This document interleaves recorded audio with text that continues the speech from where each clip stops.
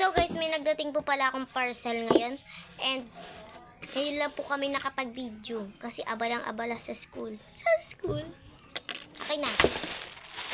Yan na siya guys. Unbox na natin. Laman ng itai. Uy, napunit! Laman ng itai guys. So, ito palang parcel na to is sa aking father. Uy, yes, sa father ko ito. Let's open it.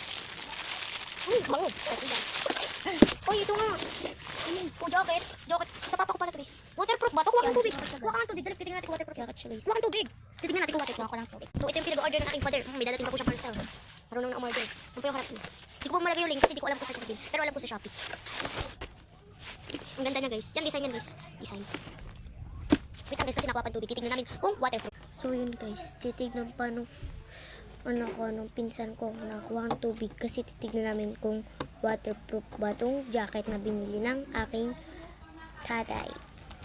Sa Shopee niya pala ito guys in order and kaya di ko lang alam kung sang shop siya nagbili.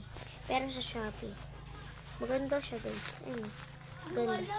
Waterproof daw. Guys, wala daw tubig kaya babalik ko na ito. Guys, babalik na. Yan. Scammer daw. Yun guys, that's all. Thank you for watching.